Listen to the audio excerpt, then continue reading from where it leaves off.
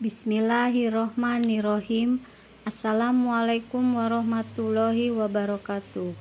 Perkenalkan, nama saya Nisa Adipura sebagai Pranata Laboratorium di UPTD Laboratorium Kesehatan Daerah Kabupaten Cirebon. Di sini saya akan mempresentasikan laporan rencana aksi perubahan pengenalan nilai dan etika instansi pemerintah bagi P3K tahun 2025 tentang analisa kandungan boraks pada makanan. Waktu dan tempat dilaksanakan pada tanggal 1 Maret 2024 sampai dengan 28 Februari 2029 di Laboratorium Kesehatan Daerah dengan metode sinkronus dan asinkronus. Latar belakangnya, kedudukan hukum P3K sebagai ASN diatur dalam Undang-Undang Nomor 20 Tahun 2023 yang menjelaskan ASN terdiri dari dua, yaitu PNS dan P3K. Keplan Nomor 289/K/PDP 07/2022 tentang pedoman orientasi P3K. Peraturan Menteri Kesehatan Nomor 33 Tahun 2012 melarang penggunaan boraks dalam makanan karena bahaya kesehatan yang ditimbulkannya. Analisa boraks pada makanan. Boraks atau natrium tetraborat adalah zat kimia berbahaya yang sering disalahgunakan sebagai bahan pengawet atau pengenyal dalam makanan, seperti bakso, mie, kerupuk, tahu, dan lontong. Meskipun dilarang penggunaannya di dalam makanan berdasarkan Peraturan Menteri Kesehatan Nomor 33 Tahun 2012, penyalahgunaan boraks dalam makanan dapat menimbulkan masalah kesehatan serius, mulai dari gangguan pencernaan seperti mual, muntah, dan diare, hingga kerusakan organ-organ penting seperti ginjal, hati, dan otak, serta gangguan pada sistem saraf dan reproduksi jika dikonsumsi secara terus-menerus.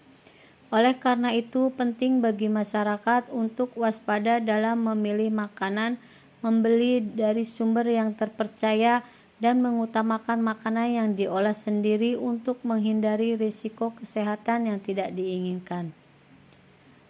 Alur pelayanan pemeriksaan boraks di Laboratorium Kesehatan Daerah adalah sebagai berikut.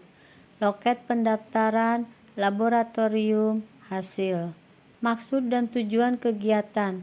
Tujuan umum untuk meningkatkan pelayanan laboratorium dalam penemuan kandungan boraks pada makanan beredar di masyarakat. Tujuan khususnya untuk mencegah penggunaan boraks pada makanan yang beredar di masyarakat, untuk meningkatkan pengetahuan masyarakat tentang bahaya penggunaan boraks, untuk meningkatkan kesadaran masyarakat agar lebih berhati-hati dalam memilih makanan. Visi dan misi pemerintahan Kabupaten Cirebon. Visinya beriman, bersih, inovatif, maju, agamis, dan aman. Misinya yaitu 1. Kabupaten Cirebon bersih mewujudkan tata kelola pemerintah yang bersih, melayani, akuntabel, dan profesional. 2. Kabupaten Cirebon inovatif, menciptakan ekosistem inovatif di pemerintahan dan masyarakat. 3. Kabupaten Cirebon maju, menciptakan masyarakat modern yang tidak meninggalkan jati diri, adat, dan budaya. 4. Kabupaten Cirebon agamis, menguatkan toleransi antar umat beragama sesuai dengan keyakinan para pemeluknya. 5. Kabupaten Cirebon aman, menciptakan lingkungan yang asri, aman, dan nyaman. SOTK Dinas Kesehatan Kabupaten Cirebon. SOTK UPTD Labkesda Kabupaten Cirebon. Tupoksi Pranata Laboratorium Kesehatan. 1. Menyusun rencana kegiatan pelayanan laboratorium kesehatan.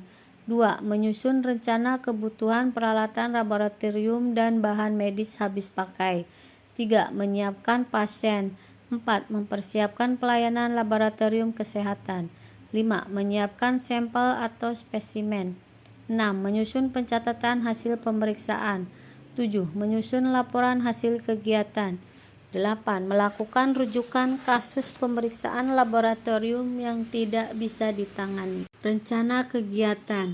1. Kegiatan pemeriksaan air bersih. Tujuan kinerjanya untuk mengetahui kadar zat kimia dalam air dan memastikan air bersih tidak mengandung zat berbahaya. Indikator pencapaiannya adanya bukti kegiatan dan pemeriksaan air bersih tercapai 100%. Waktu perolehannya tahun 2024 sampai dengan 2029. 2. Kegiatan pemeriksaan air olahan. Tujuan kinerjanya untuk mengetahui kadar zat kimia dalam air olahan dan memastikan air olahan tidak mengandung zat berbahaya.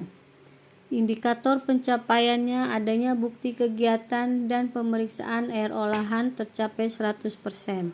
Waktu perolehannya tahun 2024 sampai dengan 2029. 3.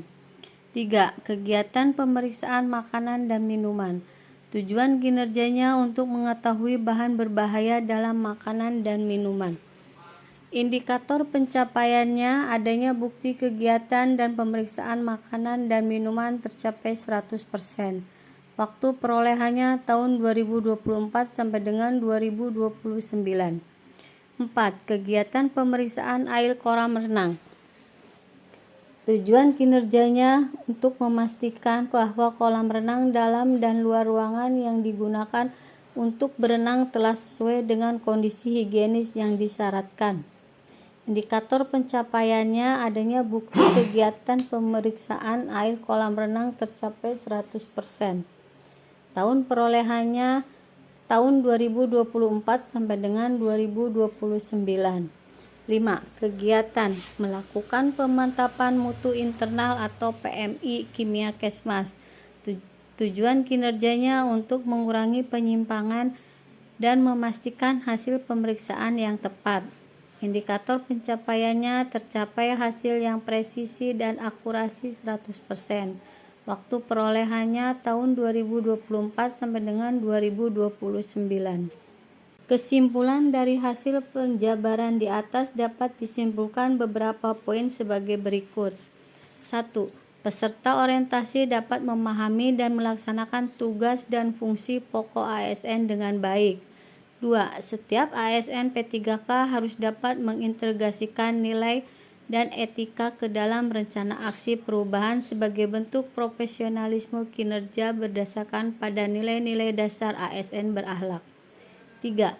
Analisis borak pada makanan penting untuk keamanan pangan, mendeteksi bahan kimia berbahaya, dan melindungi konsumen dari risiko kesehatan. Ini dokumentasi dari kegiatan tersebut. Terima kasih. Wassalamualaikum warahmatullahi wabarakatuh.